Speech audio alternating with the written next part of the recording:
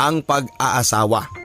Ayon sa isang matandang kasabihan ay hindi parang mainit na kanin na kapag napasok ka ay iluluwa mo rin. Hindi ika nga bed of roses ang isang pagsasama dahil ang buhay ay puno ng hindi lang masasayang alaala kundi pati na rin ang mga pagsubok. Hindi magiging matamis ang kaligayahan kung walang pait at sakit na mararanasan. Magandang araw mga kabarangay. Ako po ang inyong si Papa Dudut.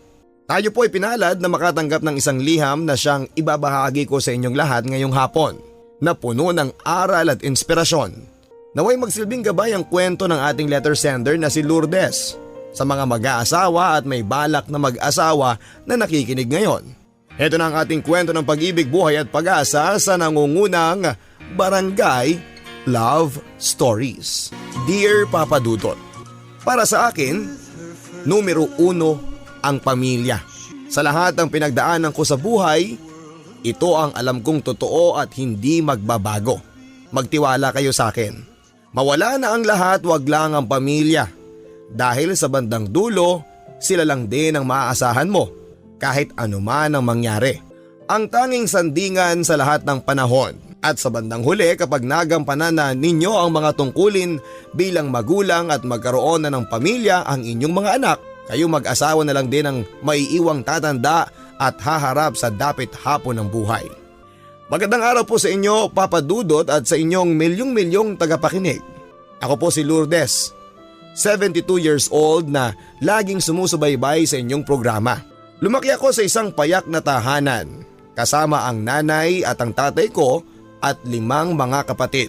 Isang simple at napakaliit na barong-barong ang aming bahay. Halos hindi na kami magkasyang mag-anak. Isang parisukat na ilang metro kwadrado lang ang lugar namin, na kapag gabi ay nilalatagan ng banig para gawing tulugan. Pagdating ng oras ng pagkain ay yun din ang nagiging hapag-kainan. Sa labas naman kami nagluluto malapit sa isang maliit na kwadro kung saan nakatira ang aming alagang kabayo. Kotsero si tatay ko at sa pamamagitan ng maliit niyang kinikita sa hanap buhay niya ay naitataguyod niya kami. Hanggang ngayon nga ay nahihiwagaan ako kung papaano nila ginawa ni mama na buhayin kaming lahat. Sa gabi ay umiikot na si tatay sa mga restaurant at nanghihingi ng mga tira-tirang pagkain para ipakain sa kabayo namin. Kapag may mga malinis pang pagkain na halos hindi nagalaw ay hinihiwalay ng mga taga-restaurant at iniinit namin sa bahay. Nakakadiri man para sa iba ang ganon ay hindi namin kailanman inisip yon sapagkat yon ang nakagisna namin. Ang nanay ko naman ay nanghihingi ng mga sako ng harina mula sa bakery na siyang tinatahi para gawing mga damit. Magaganda pa ang mga disenyo noon ng mga sako kaya mukha namang disente ang mga damit ko. Kahit na mahirap ang pamilya namin, hindi ako pinatigil ng mga magulang ko sa pag-aaral. Ang mga ate kong sina Belinda at Amelia ang nagtataguyod sa aking edukasyon. Nagsakripisyo sila at tumigil sa pag-aaral para makapagtrabaho at tumulong sa gastusin. Hanggang sa makapagkolehiyo ako at sila pa rin ang sumusuporta sa akin. Kahit isa man lang daw sa amin ay may makapagtapos sana para may pagkakataong gumanda ang buhay kahit papaano. Kapag naman Pasko at Bagong Taon, saka lang kami nakakatikim ng keso at minsan ay may handa pang pansit na galing doon sa restaurant ng Incheck kung saan kumukuha si tatay ng kaning baboy. Masaya na kami sa ganon.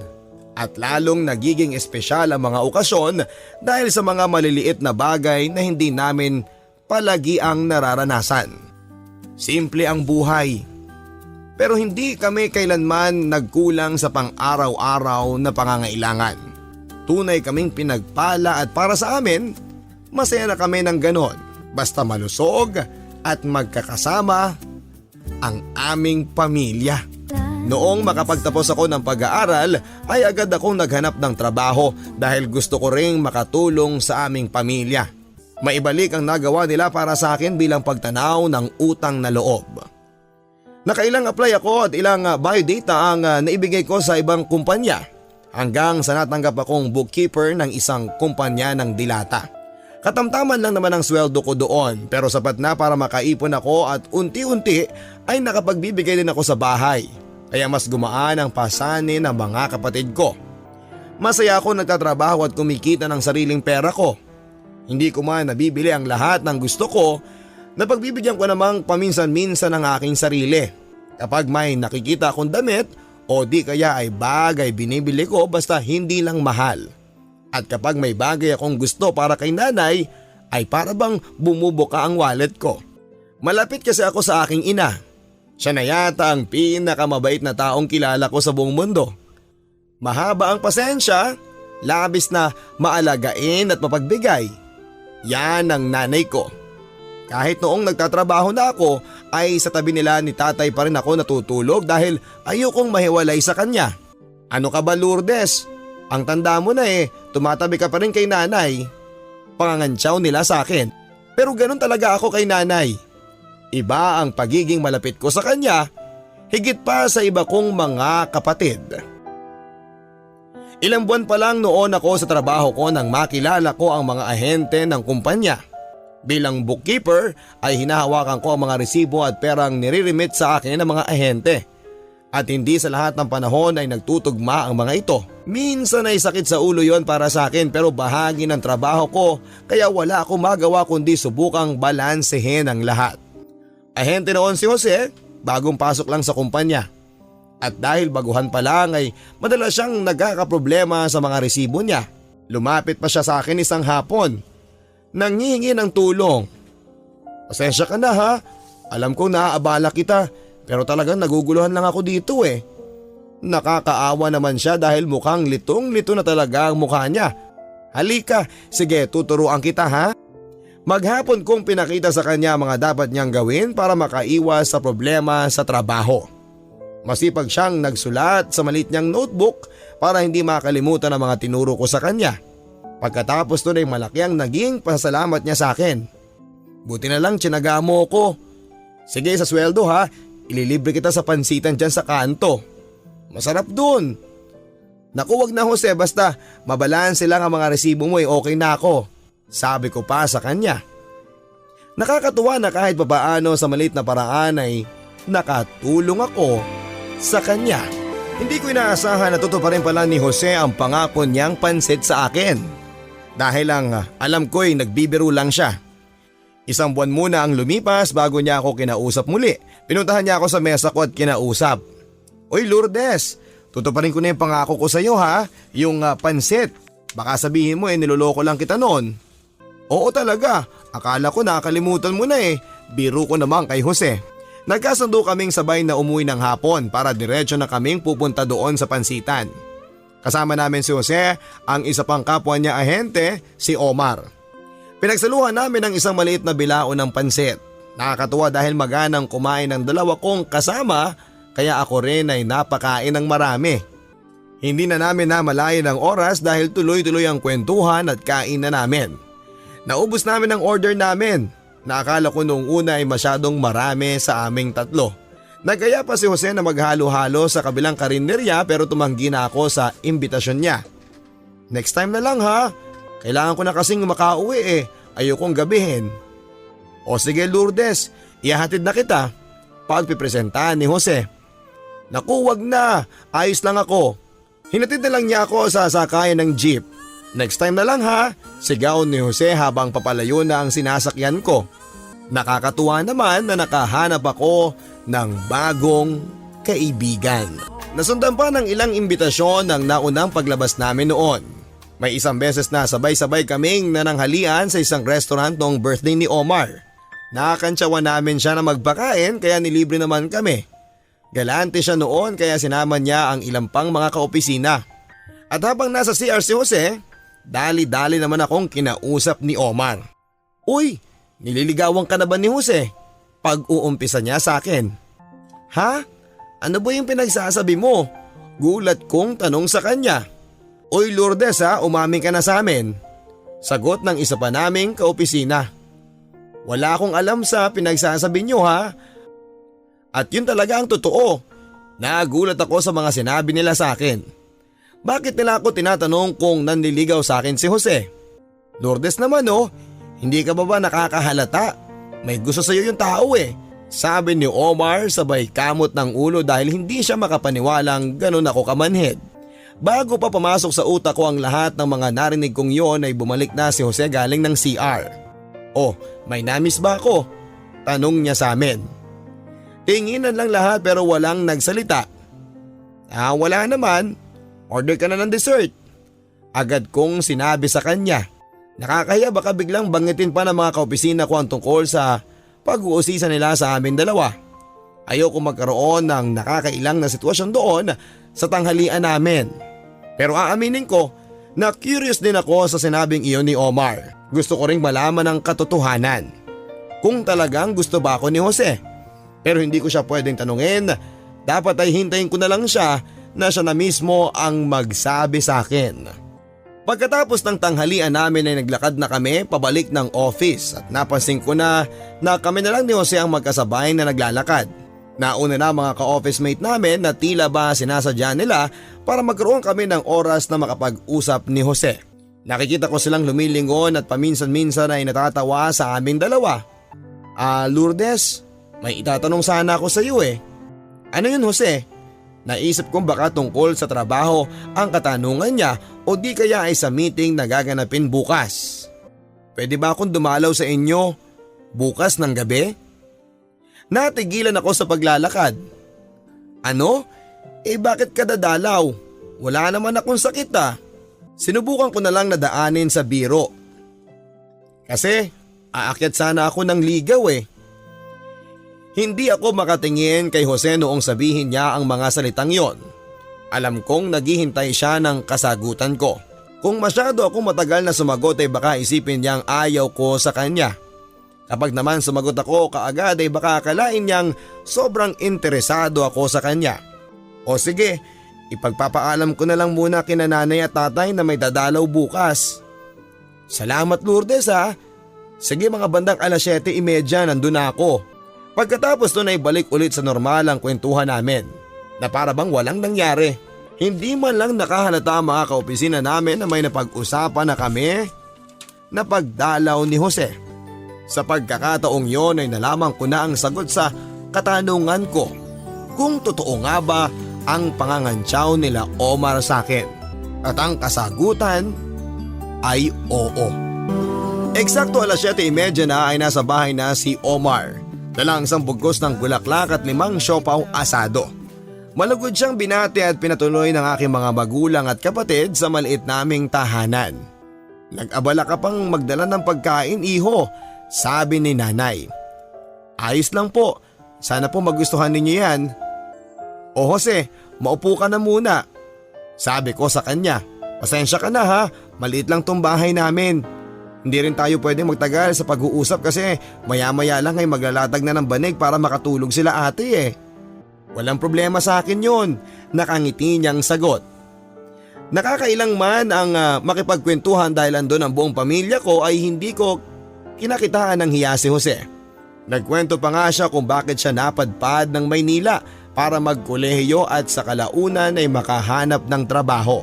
Lahat na raw ay nasubukan niya para masuportahan ang sarili. Kasambahay, janitor, security guard at kung ano-ano pa.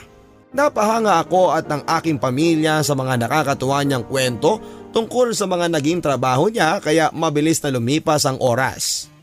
Sana nga ay humaba pa ang gabi para mas nakapagkwentuhan pa kami ni Jose. Sa kaunting oras naming magkasama ay naramdaman kong nais ko siyang makilala pa ng mas malalim. Isang karaniwang umaga lang yon sa buwan ng Pebrero nang gumising ako at walang kamalay-malay na magbabago pala ang aking buhay. Tumungo ako sa banyo para magsipilyo bago maligo nang mapansin kong may kakaiba sa mukha ko. Parang bagsak ang kanang bahagi nito at nang subukin kong igalaw ang kilay ko ay hindi ko magawa. Napuno ako ng takot kaya napasigaw ako. "Nanay! Nanay!" Pero kahit pa ang pagsasalita ko ay bahagyang apektado, napatakbo ang nanay ko sa banyo. "Lourdes, ano bang sinisigaw mo dyan?" "Kinakabahan ako sa iyo eh." Pinakita ko kay nanay ang nangyari sa mukha ko at nagulat din siya sa kanyang nakita. Agad niya akong pinagbihes para magpunta ng ospital para mapatignan ang aking kondisyon. Sabi ng doktor sa akin ay Bell's palsy ang nangyari sa akin. Bahagyang naparalisa ang kanang bahagi ng aking muka kaya hindi ko maigalaw ito. Napaiyak ako dahil kapag nakikita ko ang mukha ko sa kahit na anong salamin sa ospital ay nakikita ko ang pagkakaiba noon at ngayon na may sakit ako. Pero hindi raw ako kailangang mangamba dahil sa tulong ng gamot at therapy ay may babalik daw sa normal ang aking mukha. Parang nabunutan ng tinik si nanay sa dibdib. Gagawan daw nila ni tatay ng paraan na matustusan ang pagpapagamot ko. Huwag daw akong matakot. Magpakatatag lamang ako dahil isang pagsubok lamang ang ibinibigay sa akin ng Panginoon. Walang problemang hindi malulutas kaya huwag akong paghinaan ng kalooban. Ilang araw akong hindi nakapasok ng trabaho dahil sa pinagpahinga muna ako ng aking mga magulang. Sabi nila baka masyado ko raw na sinusubsob ang sarili ko sa trabaho. Pahalagahan ko raw ang kalusugan ko dahil yon ang isa sa mga bagay na hindi mabibili ng pera. Isang gabi ay isang hindi inaasahang bisita ang dumating sa bahay. Si Jose. Nag-aalala ako sa iyo Lourdes nung hindi ka pumasok. Hindi ka naman kasi uma-absent Ipinaliwanag ni tatay sa kanya ang nangyari sa akin at nakita ko sa mga mata niya ang tunay na pag-aalala. Naramdaman kong totoo ang malasakit niya sa akin. Hindi ko man hinihingi sa kanya ay nagpresenta siyang samahan ako sa therapy session sa ospital para daw may maitulong siya sa akin. Kahit papaano at masuportahan niya ako sa pinagdaraanan ko. Maraming salamat Jose ha, malaking tulong sa amin yan, sambit ni nanay. Hindi man niya sabihin sa akin ay lubos na naaantig ang puso niya sa ginawang iyon ni Jose. Sa tuwing magte-therapy ako ay maaga akong sinusundo ni Jose sa bahay. Karaniwang weekend naman ito kaya libre kami pareho sa trabaho. Umaarkila pa siya ng tricycle para hindi daw kami mahirapan. Nagdadala pa siya ng tubig at kaunting baon sakaling magutom o mauhaw daw ako. Palaging kasama ko si Jose sa aking therapy sa ospital kaya nakilala na rin siya ng mga therapist ko at nurse ko. Ang swerte naman ni Mamo, ang sweet ng boyfriend niyo po. Minsang sinabi ng isang nurse sa ospital. Hindi ko po siya boyfriend, sagot ko sa kanya. Parang hindi makapaniwala ang staff dahil sobrang maalaga at malalahanin daw kasi ni Jose sa akin. Pagkatapos ng therapy ay lagi kaming dumadaan sa simbahan ng San Sebastian para magdasal at magsindi ng kandila. Sa bawat dasal ko ay lagi ako nagpapasalamat na sa buhay ko dumating ang isang lalaking kagaya ni Jose. Sa paglipas ng panahon at dahil sa masigasig na pagte-therapy ay unti-unti rin bumuti ang kalagayan ko. Kaya noong huling araw na ng therapy ay namasyal kami ni Jose sa Quiapo. Bilhin ko raw ang kahit na anong gusto ko para magsilbing regalo niya sa akin. Wag na, nilibre mo na ako ng tanghalian Magdasal na lang tayo sa simbahan. Pag-aya ko sa kanya. Sa loob ng simbahan ay puno ng mga debotong taimtim na nananalangin at lumuhod kami at nagdasal. Ilang minutong pinikit ko ang aking mga mata at nagbigay pugay sa Panginoon para sa binigay niyang biyaya sa akin. Nang matapos kaming magdasal ay naupo muna kami ni Jose. Jose, bakit ba ang bait mo sa akin? Matagal nang nasa isip ko yon. Oo, alam ko nanliligaw siya sa akin kaya dapat na pinapakita niya ang lahat ng maganda tungkol sa kanya. Pero bago pa lang kaming magkakilala at kakaumpisa pa lang niyang manligaw. Kung tutuusin ay pwede siyang umatras at mabago ang isip niya, lalo na't nagkasakit ako. Simple lang naman ang sagot dyan Lourdes Mahal kita at lahat ay gagawin ko para lang sa'yo. Sa pagkatapat na yun ni Jose ay doon ko na rin siya sinagot. Nakita ko ang pagmamahal at sinseridad niya sa akin. Wala na akong mahihiling pa sa isang lalaki. Agad din naming pinaalam sa pamilya ko ang nangyari at sila mismo ay tuwang-tuwa sa naging desisyon ko.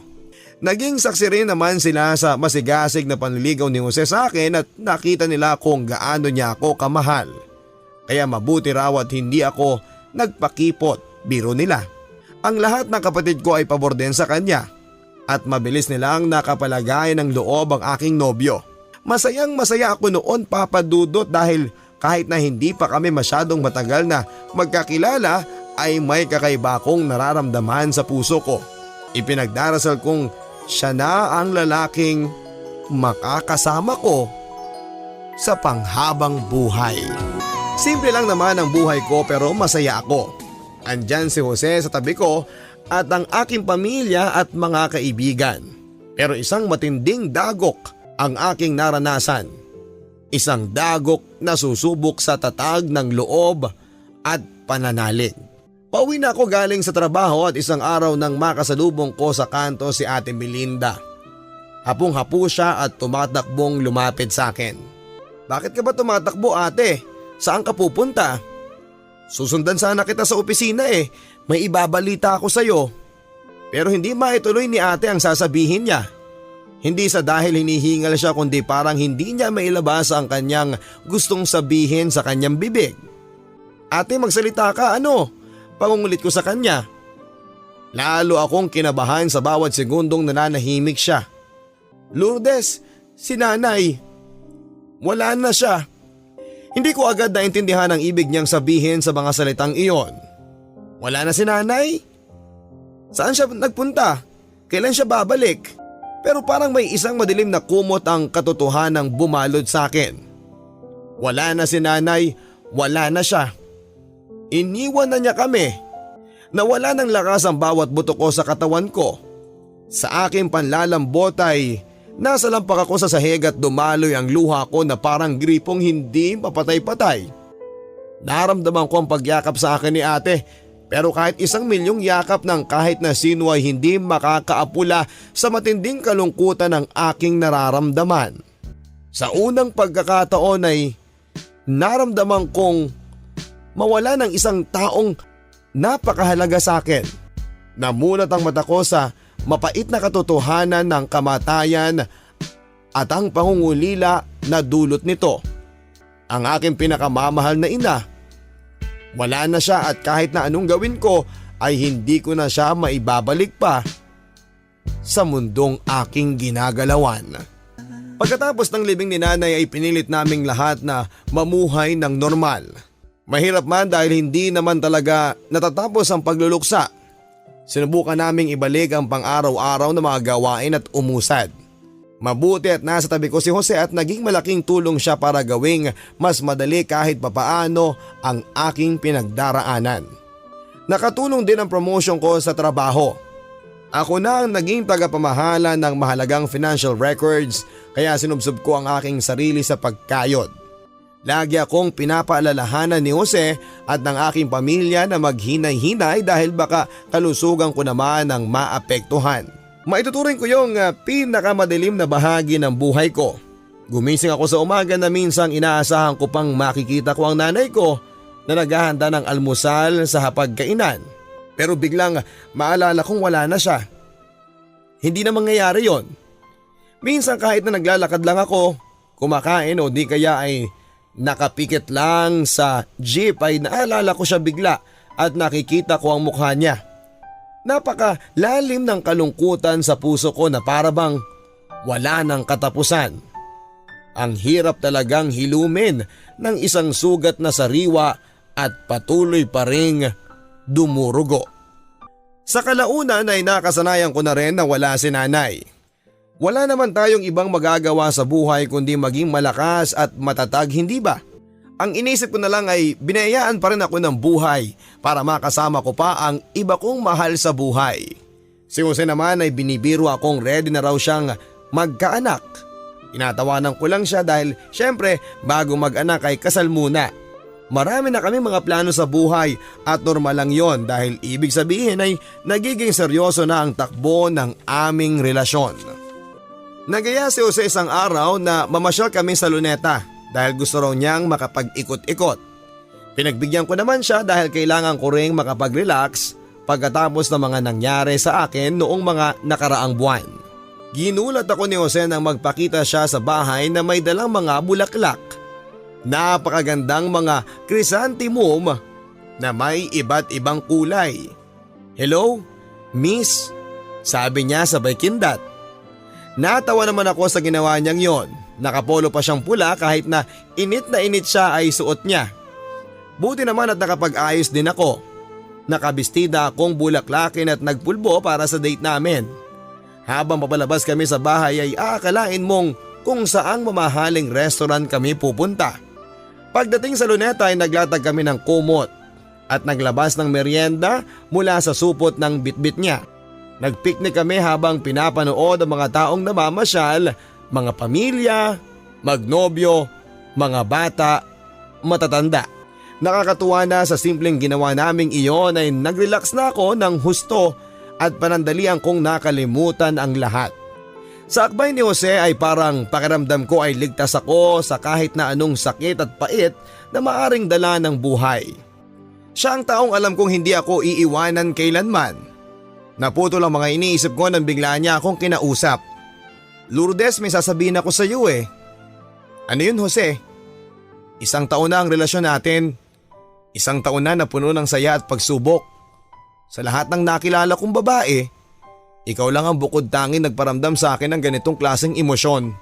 Ikaw lang ang nagpaligaya sa akin ng husto nang higit pa sa inaasahan ko.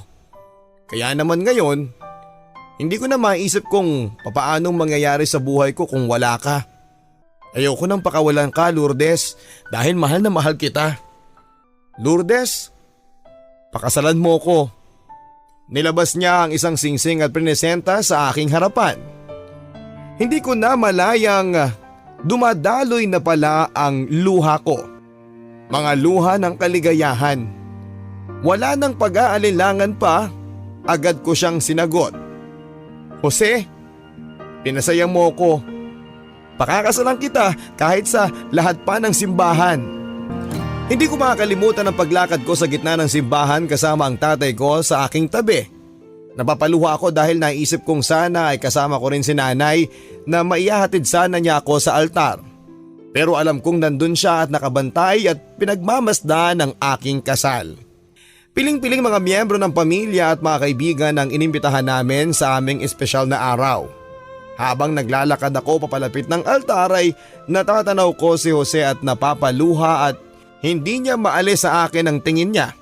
Heto na ang araw na pareho naming pinakaaasam. Ang araw ng aming pag-iisang dibdib. At nang ibigay ni tatay ang kamay ko kay Jose ay walang pagsidla ng aking saya. Yung araw na yon ang umpisa ng habang buhay na happily ever after. Para sa amin ni Jose bilang mag-asawa. Napagpasyahan namin na ang una naming ipupuhunan bilang mag-asawa ay isang bahay. Na-promote din noon si Jose at na-assign sa iba't ibang area sa norte kaya tuwing Biyernes ay balik siya ng Maynila. Bilang butihing may bahay ay lagi kong sinisiguradong pag-uwi niya ay may nakahanda ng pagkain sa mesa at inaasikaso ko siya ng maigi. Ang asawa ko naman ay laging inuuwian ako ng kahit na anong pasalubong na makita niya sa pinanggalingan niyang area. Nilalagyan pa niya ito ng special dedication kagaya ng to my one and only o di kaya ay para sa pinakamagandang babae sa mundo. Simple lamang ang ginagawa niya pero hindi ko nakakaligtaang magpasalamat at bigyan siya ng halik. Hindi rin niya nakakalimutan na i-date ako kahit na mag-asawa na kami. Mahalaga daw kasi na panatilihin ang alab ng pagmamahalan kahit na nagpakasal na ang magsing irog. Nanonood kami ng sine o di kaya ay kumakain sa labas kapag may panahon. At ang pinakamahalaga sa lahat ay maswerte ako at ang aking asawa. Kahit nasa malayo ay hindi kailanman nagkaroon ng relasyon sa ibang babae. Totoo po yan, sa maniwala kayo at sa hindi ay alam kong mukhang imposible pero yun talaga ang katotohanan. Buo rin ang tiwala ko sa kanya kaya hindi ko siya pinagdudahan kailanman. Yun naman ang sekreto ng isang pagsasama, hindi ba? Napakasaya namin ni Jose kahit na hindi naman kami laging magkapiling sa lahat ng panahon. Yun na yata ang tinatawag nilang napakatamis na honeymoon stage. At ang aming hangad ay mapanatili namin ang tamis ng aming pagtitinginan hanggang sa aming pagtanda. Nang maisilang ko ang unang anak naming si Marlon ay lalo pang tumibay ang relasyon namin ni Jose. Hindi ko makakalimutan ang unang pagkakataong nasilayang ko ang aking anak. Nakabalot siya noon ng kumot at mahimbing na natutulog. Totoo pala ang kanilang sinasabi na iba talaga ang pakiramdam kapag nakita mo na ang sanggol na iyong ipinagbubuntis at iniluwal sa mundong ito. Kakaibang saya ang naramdaman ko at napuno ng luha ang aking mga mata. Ang gwapo ng anak natin, Jose. Sabi ko sa aking asawa na nakamasid lang sa sanggol na nasa bisig ko. Kinuha niya si Marlon at kinarga at hindi ko makakalimutan kung papaano niya ito pinagmasdan. Para sa aming mga mata, siya na ang pinakamagandang nilalang sa mundong ito at gagawin namin ang lahat para maproteksyonan siya at maibigay lahat ng kanyang pangangailangan. Isa na kaming ganap na pamilya, may supling na inaalagaan at binabantayan. Si Marlon ang naging tanglaw namin ni Jose. Lahat ng ginagawa namin ay para sa kanya. Kaya naman nag-request ang asawa ko na mailipat ulit sa Maynila para masubaybayan niya ang paglaki ni Marlon. Mula sa unang tawa, unang hakbang at unang salita ay lahat ay nasaksihan naming mag-asawa. Mabilis na lumipas ang panahon at noong naging 4 years old na si Marlon ay sinubok muli ang pagsasama namin ni Jose. Christmas party noon sa kumpanya namin kaya lahat ng mga empleyado ay nagpunta sa isang magandang hotel para doon idaos ang okasyon. Nakapustura lahat at handang-handa na sa gagawin naming mga pagtatanghal at syempre exchange gift. Magkasama kaming dumating ni Jose sa party at agad na naupo kami sa isang mesa kasama ng pinakamatalik naming kaibigan sa trabaho. Nagkakasarapan na ng kwentuhan nang may sinabi si Omar na umagaw sa aking atensyon. O pare, kumusta na nga pala yung customer mo sa Baguio na si Lily? Tanong niya kay Jose na para bang natatawa pa siya. Tila may alam na hindi may pahiwatig sa amin. Si Lily. Matagal ko na siyang hindi nakikita eh. Hindi na kasi umu-order yun sa akin eh. Lourdes, subukan mo itong juice nila oh. Masarap po. Pagbaling ni Martin sa akin. Nahalata kong iniiwasan niyang mapag-usapan ng Lily na binanggit ni Omar. Kaya hindi na rin ako nag-usisa. Pero sa buong Christmas party ay hindi mawaglit sa isipan ko ang tungkol sa tanong ni Omar kay Jose. Nang makauwi na kami at nagbihis na sa kwarto ay bigla na lang nagpaliwanag si Jose kahit na hindi ko naman tinatanong. Yung Lily na binabanggit ni Omar kanina ha, customer ko yon. Wala lang yun Lourdes ha, baka magduda ka. Bakit? Sinabi ko bang nagdududa ako? O baka naman may dapat akong pagdudahan. Halata sa tono ng boses ko na tila hinahamon ko siya na ilabas na ang kahit na anong sekreto na maaaring tinatago niya. Lourdes, ano ka ba? Kasasabi ko lang hindi ba? Customer ko siya, yun lang. Pagkatapos noon ay hindi na kami nag-usap hanggang sa makahiga na kami sa kama. Nakatalikod ako kay Jose at pilit na kinukumbinsi ang sarili ko na maniwala pero unti-unti akong nadadaig ng pagdududa. Hindi na ako kasing sexy ng dati. Nag-iba na ang hubog ng aking katawan magmula nang naipanganak ko si Marlon. Wala na rin akong masyadong panahon para makapag-ayos kaya baka napapangitan na sa akin ang asawa ko. Ang tiwala ko sa kanya na dati ay buong buo ay unti-unting natitibag ng pangamba. Sinubukan kong burahin ang mga pagdududa sa aking isipan pero dumating sa puntong para na akong mabubuang. Madalas na wala si Jose sa Maynila dahil ibinalik na naman siya sa probinsya at doon na destino. Iniisip ko na baka yung Lily na yon ang kalaguyo niya, baka sa kanya nahanap ni Jose ang mga bagay na wala sa akin. Pagtanong ko sa aking utak. Bago pa ako mabaliw ay naisip kong tawagan si Omar at siya na mismo ang tanungin tungkol kay Lily. O Lourdes, napatawag ka, sabi niya. Omar, pasensya ka na sa storbo ha. May gusto lang sana akong itanong sa iyo tungkol sa Lily na yon na binanggit mo sa akin. Hindi ka agad sumagot si Omar sa akin at ang mga sumunod niyang binitawan na salita ang lalong nagpakaba sa puso kong mabilis na ang tibok. Lourdes, siguro mas maigi na siya na ang tanungin mo. Wala ako sa posisyon para magsalita.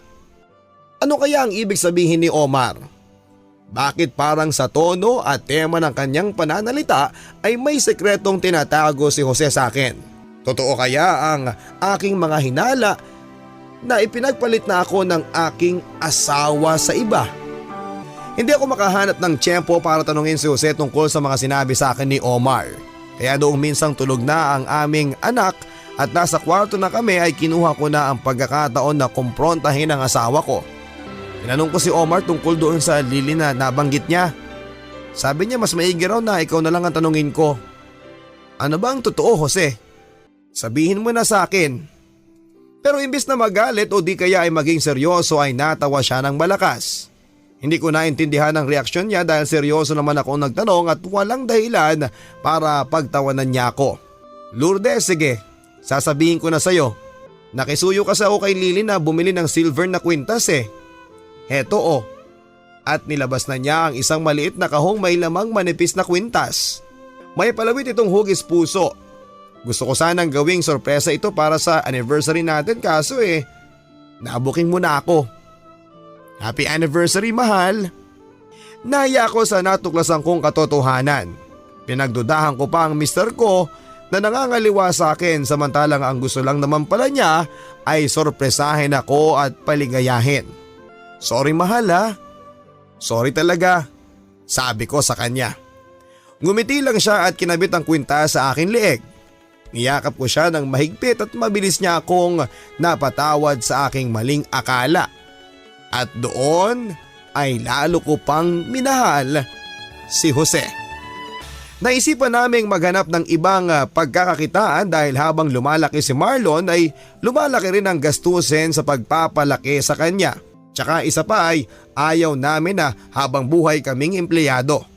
Gusto namin ni Jose na makapagpundar para sa kinabukasan namin. Para kapag nakapagretiro kami ay hindi kami aasa sa aming mga anak. Napakaganda naman ang timing ng paglapit sa amin ng pinsan ni Jose, si Feli. Ikinuwento niya sa amin na ang bago niyang pinagkakaabalahan ngayon. Kapapasok lang niya sa isang lending business. Kasama ang isa niyang katrabaho sa opisina. Maganda raw ang kikitain kaya't nahikayat siyang magpondo sa negosyo para sa hinaharap ay may paghuhugutan kami kapag nangailangan. Legal daw ang lahat at kumpleto ang mga papeles nila. Ipinakita pa nga sa amin ni Feli ang mga dokumento para maniwala kami. Namuhunan daw siya ng 100,000 at ganoon din ang bigay ng kanyang kasosyo. Umalma kami dahil hindi naman namin kayang magbigay ng ganong kalaking halaga. May kaunti kaming ipon pero hindi yon sasapat sa halagang ipupuhunan ni Feli. At para yon sa mga emergency kung sakaling magkaroon man. Huwag kayong mag-alala, sabi ni Feli. Dahil bago pa lang kayo, pwede naman kayo kahit 70,000 muna ang ipuhunan ninyo. Malaki pa rin yon at wala kaming ganong klaseng halaga sa ipon namin. Pwede siguro kaming manghiram sa isang kaibigan o di kaya ay sa bangko para mapuna ng 70,000. Pag-iisipan muna namin ni Feli ha, mag-uusap muna kami mag-asawa. Sagot ni Mr. kay Feli bago siya umalis sa bahay namin. Noong gabing yun mismo ay nag-usap kami ng masinsinan ni Jose kung mamumuhunan kami sa lending business ni Feli. Nakita naman namin ang mga dokumentong ipresenta niya sa amin at mukhang lihitimo naman ang negosyo nila. At hindi naman siguro kami lolokohin ng kamag-anak ni Jose. Baka ito na nga ang pagkakataon namin na magpundar at magawang makaipon ng mas malaki para sa kinabukasan ng aming pamilya. Hindi man kami eksperto sa ganong uri ng negosyo ay para bang nagka-interes kami at pinili namin na magtiwala kay Feli bilang malayo siyang kamag-anak ng asawa ko. Nag-loan kami sa bangko ng 35,000 samantalang ang natitirang 35,000 naman ay hiniram namin kay Omar. Noong araw na binigay namin kay Feli ang pera ay tuwang-tuwa kami dahil naramdaman namin yon na ang simula ng aming pag-unlad. Hindi kayo magsisisi, panigurado ni Feli sa amin. Noong unang 4 na buwan ay kumita kami ni Jose ng 2,000 sa kada buwan. Hindi na masama, naisip namin. Dahil sa puhunang 70,000 ay kumita agad kami ng walang ginagawa. Pag pumupunta si Feli sa bahay ay puro magandang balita ang kanyang hatid tungkol sa negosyo. Maganda raw ang takbo at mukhang sa loob ng 1.5 taon ay may babalik na ang aming puhunan. Nakakatuwang isipin na nagbubunga ang aming ipinuhunang pera. Sumugag kami sa isang negosyong wala kaming alam pero mukhang pupunta na kami sa magandang buhay na aming inaasaham. Ngunit pagkatapos ng 5 buwan ay hindi na nagpakita muli si Feli. Naisip kong baka abala lang sa negosyo kaya hindi pa siya nakakadalaw Pero nang hindi ko na matawagan ang kanyang landline sa bahay ay kinabahan na kami ni Jose. May isa pa siyang numerong binigay na sinubok naming tawagan. Ang numero umano ng kanyang kasosyo sa lending. Isang nagngangalang Henrietta. Pero nang makausap namin si Henrietta ay isang nakakagulat na kwento ang bumulaga sa amin. Marami na umanong tumatawag at hinahanap sa kanya si Feli. Hindi yung mga taong nagpundar din ng pera sa lending business niya na sinalihan namin. Totoong magkasosyo sila ni Henrietta at Feli pero kagaya namin ay pera lang din ang ipinondo niya. Abala kasi siya sa trabaho kaya hinayaan niyang si Feli ang magpatakbo ng lahat. Meron siyang paila-ilang libo kada buwan kaya naman naisipan niyang dagdagan ang puhunan. Pero kagaya ko, hindi na rin na mahagilap ngayon si Feli. Pinuntahan na niya ito sa bahay nila at wala rin ito doon. Ngayon na marami na tumatawag sa kanya para mag-usisa ay naiintindihan na niya na nagsisinungaling si Feli at sinasabing silang dalawa ang may hawak ng negosyo. Naghanap lang pala ito ng malulokong makukunan ng pondo. Noong una ay palabas lang pala ang pagbibigay niya ng pera para makuha ang loob ng mga namumuhunan pero ngayon ay tinakbuhan na niya kaming lahat. Nang sabihin ko kay Jose ang lahat ay pare-pareho kaming nadismaya sa aming natuklasan. Hindi namin nakalain na sa dinami-dami pang pwedeng manloko sa amin ay isang kamag-anak pa ang gumawa ng panlilinlang. Hindi kayong magsisisi. Yan pa ang sabi ni Feli sa amin. Pangakong napako lang pala yun. Wala na kaming ibang masisisi pa kundi ang aming sarili dahil nagtiwala kami nang wala namang sapat na ebidensya. Kahit na mahirap ay pilit naming kinalimutan ang panlolokong ginawa sa amin ni Feli. Kumayod na lang kami para mabayaran ang niloan naming pera sa bangko at kay Omar. Unti-unti naman naming naibalik ang pera kaya hindi kami nabaon sa utang. Salamat sa Panginoon. Yun nga lang, medyo nawalan kami ng oras para sa aming anak. Pero kung kailan tapos na ang isang dagok sa aming buhay ay may panibagong bagyo namang dumating sa aming pamilya. Minsan ay nagbabaon ako ng trabaho sa bahay kaya nahihiram ko ang computer ni Marlon. Hindi pa rin kasi sapat ang pag-overtime sa office dahil may mga naiwan pa rin gawain. Pero imbis na makapagtrabaho ako ay hindi ko man lang ma-on ang computer. Tinawag ko ang aking asawa para makita kung ano ang problema at nang buksan niya ang kaha ng CPU ay nakita naming halos wala ng laman ito. Nagulantang kami pareho kaya tinanong namin agad si Marlon kung ano ang nangyari sa computer niya. Ay ma, may pinapaayos po ako kaya nasa technician yung ibang parts niyan. Hindi ka man lang nagsabi anak sana nabigyan kita ng pera pampagawa. O heto, may 1,000 ako dito. Ina lang ipangbayad mo. Kinahapunan ay naiwan ako sa bahay dahil pumunta sa technician si Marlon at si Jose naman ay may binili sa hardware. Naisip kong maglinis ng kwarto ng anak ko dahil magulo ito nang pumasok ako ng umaga. Talaga naman kapag lalaki ang anak, madalas ay burara. Ang mga librong nakakalat ay sinalansan ko at tiniklop ko ang mga damit niya nang biglang may malaglag na maliit na pakete na may lamang puting pulbos. May mga napulot akong foil na para bang may bakas ng pinagsunugan. Kinutuban ako ng masama sa aking mga nakita dahil ito yung nakikita ko sa mga pelikula na ginagamit ng mga adik sa droga. Pero gusto ko pa rin makausap muna si Jose bago kumprontahin ang aming anak. Hindi kaya adik si Marlon? Ang aking nag-iisang anak. Ipinakita ko kay Jose ang aking natagpuan sa kwarto ni Marlon at sa kanyang galit ay nasuntok niya ang pader. Nanggigigil siya dahil hindi raw niya lubos na maisip kung paano nagawa ni Marlon ang pasukin ng bisyong yon. Walang hiya siya. Ang kapal naman ng mukha niya. Kinalma ko na lang ang aking asawa dahil alam kong wala namang kaming magagawa para baguhin ang nangyari. Ginamot ko ang kanyang sugat at noong medyo mahinahon na siya ay sinabi kong kausapin muna namin si Marlon. Dapat ay kontrolin niya ang kanyang galit dahil walang magandang maidudulot ang pagwawala niya. Baka malayo lang ang loob ni Marlon sa amin at magrebelde ng husto. Bagay na hindi ko kakayanin. Lalo lang siyang mapapariwara at malalayo sa amin. Gabi na nang dumating si Marlon sa bahay. Nagmano siya sa amin at papasok na sana ng kwarto nang magsalita ako. Marlon, anak, mag-usap muna tayo. Ano yun ma? Tanong ni Marlon. Walang bakas ng takot o kaba sa mukha niya. Siguro ay hindi niya talaga inakalang matutuklasan namin ang malagim niyang sikreto. Inilabas lang ng papa niya ang pakete ng puting pulbos at hinagi sa mesa. Dito ay nag-iba ang mukha ni Marlon. Namutla siya sa takot. Dahil alam na niya ang kasunod. Malamang ay inaasahan na niya ang katakot-takot na pangaral na gagawin namin ng papa niya. O baka naman iniisip niyang bubugbugin siya ni Jose sa galit. Pero imbis na pagalitan si Marlon ay maayos namin siyang kinausap. Anak, bakit mo nagawa sa amin to ng papa mo? Sabi ko pa sa kanya. Hindi ko talaga maisip kung bakit pinasok niya ang ganung bisyo. Nagsalita rin si Jose bago pa man makasagot si Marlon.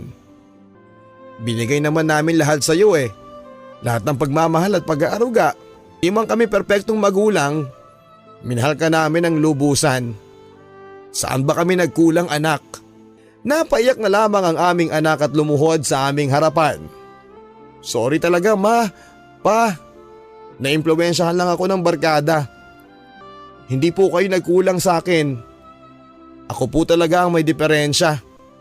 Humagulhol na parang batang kawawa ang aking anak. At hindi ko na natiis na hindi siya yakapin. Pilit ko siyang pinatahan. Napag-usapan namin na ipasok sa rehab si Marlon dahil siya mismo ang umamin sa amin kung gaano na siya kalulong sa drugs. Dahil sa wala nang makukuhanan ng pera para matustusan ang kanyang bisyo ay unti-unti niyang inubos ang spare parts ng kanyang computer. Kaya pala hindi na umaandar ito. 3 buwan na siyang hindi pumapasok sa eskwela at nag-uuniforme lang tapos ay gumagala na kaya hindi namin napaghinalaang may ginagawa siyang masama. Nagsisisi siya sa kanyang nagawang kasalanan kaya bukal rin naman sa kanyang kalooban ang kagustuhang magbago. Noong araw bago siya ipasok sa rehab ay lumabas muna kaming 3 at namasyal. Nag-out of town kami sa Batangas, malayo sa gulo at ingay ng syudad. Nais namin na bago mawalay sa amin si Marlon ay magkaroon kami ng panahon bilang pamilya, makapagkwentuhan at maging mas malapit sa isa't isa. Noong araw na papasok na si Marlon sa rehab ay inihatid namin siya ng kanyang papa. Bitbit ang mga dalahin ay umalik sa amin si Marlon at niyakap kami ng mahigpit. Maraming salamat pa, ma. Wala na akong mahihiling sa magulang. Kayo na po ang the best. Sabay ngiti niya at yung ngiti na nagmula noong bata pa siya ay hindi na nagbago. Naalala ko pa ang unang araw na sinilang ko siya at nahawakan ko siya. Kung paanong lumaki siya at naging binata at ngayon ay masasabi ko ng isang ganap na tunay na lalaki. Nalaman niya ang kanyang pagkakamali at tinanggap naman niya na kailangan niyang magbago. Malaki na talaga ang pinagbago ni Marlon at kahit na dumaan siya sa isang madilim na yugto ng kanyang buhay, ay heto na siya ngayon.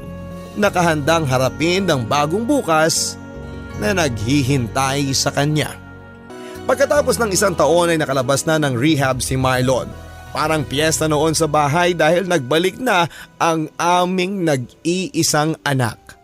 Nagpaluto pa ako ng pansit at kaldereta at umorder pa ng lechon de leche. Inibitahan ko ang mga malalapit naming kamag-anak at kaibigan ni Marlon para batiin siya sa kanyang pagdating. Pagpasok niya sa pintuan ay nakahanda na ang mga sorpresang nakaabang sa kanya. Nagpalakpakan ng lahat at unahang yumakap sa kanya at bumati. Ibang uri ng kaligayahan ang bumalot sa simpleng selebrasyon na yon. At nang mayakap ko si Marlon ay may binalong ako sa kanya. Anak, kapag inulit mo pa yon ha, papaluin na kita. Tumawa ng malakas si Marlon at niyakap ako ng mahigpit. Si Jose naman ang sunod niyang niyakap at kitang-kita ko sa mukha niya ng aking asawa kung gaano siya ka-proud sa aming anak na nalampasan niya ang pagsubok ng kanyang buhay. Pumasok siya sa isang vocational course si Marlon para matuto siyang maging bartender. Suportado namin siya ni Jose sa kanyang bagong pinag-aaralan kaya tinustusan namin ang kanyang kurso. Nanguna pa nga siya sa klase nila dahil mabilis daw siyang matuto at masigasig. Sinabi pa nga niya sa akin ang mga balak niya para sa hinaharap. Ma, alam mo, kapag nagkapera ako, Nang medyo marami, gusto ko pong magtayo ng maliit na laundry shop. Tapos kapag kumita yon, magtatayo ulit ako ng isa pa. Anak, magagawa mo ang lahat ng gusto mo. Basta magpursige ka lang. Pag-iengganyo ko sa kanya. Gusto kong ibuhos ang suporta at pagmamahal kay Marlon dahil bilang isang ina, wala naman akong ibang nais para sa kanya kundi ang makakabuti. Matapos niya mag-aral sa pagiging bartender ay nakakuha agad ng trabaho si Marlon sa abroad. Kaya mahirap man sa aking kalooban na malayo sa aking nag-iisang anak, pumayag ako. Malaki na ang anak mo, Lourdes. Panahon na para pakawalan mo siya, sabi ni Jose sa akin. Habang nakikita ko naglalakad palayo si Marlon sa airport ay hindi ko maiwasang matakot at baka bumalik siya sa dati niyang bisyo. Pero sa puso ko, kailangang magtiwala. Kailangan lang ng panalangin. Kung gusto ko talagang lumigaya ang aking anak ay dapat ay matuto akong hayaan siyang lumipad at gawin ang nais niya. Ilang taon na rin na noong nag-abroad ang aking anak at doon na rin nakapag-asawa at nakabuo ng pamilya. Sa awa ng Panginoon ay naging diretso ang tinahak niyang kapalaran at hindi na siya nagbalik pa sa dating niyang bisyo.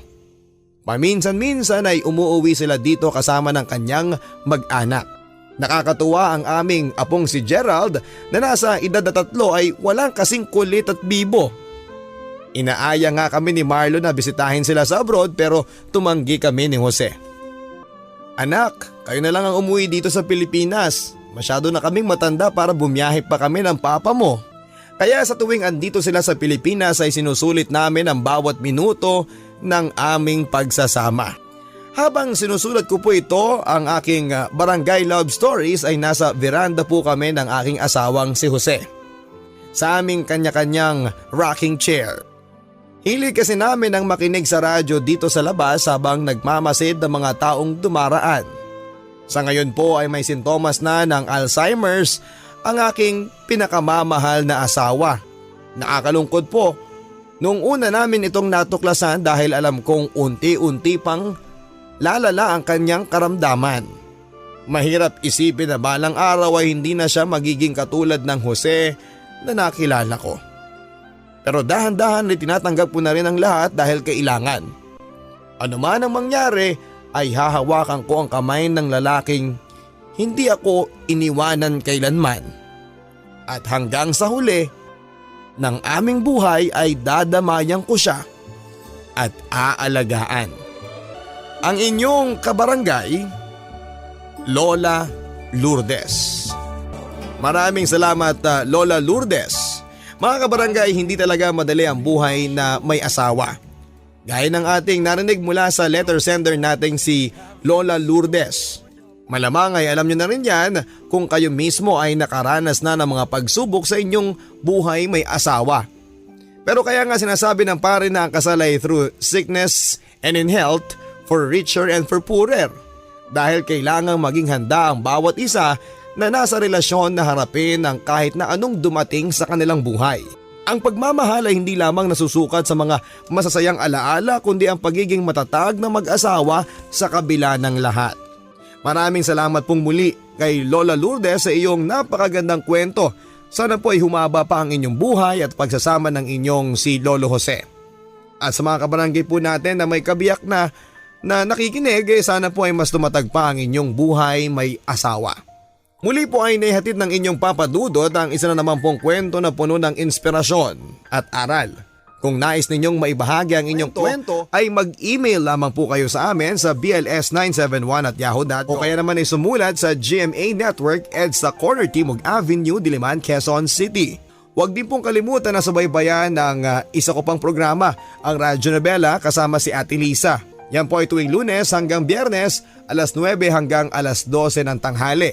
At may replay po yan pagdating po ng Sabado. Nagpapasalamat po ako sa Jed's Island Resort, kay Sir Joel Danganan at sa lahat ng kanyang staff. Sa B&D Hair Gallery Salon, kay Ma'am Beng, kay Bing at kay Cher. Shimmy and Surgery Center, maraming salamat.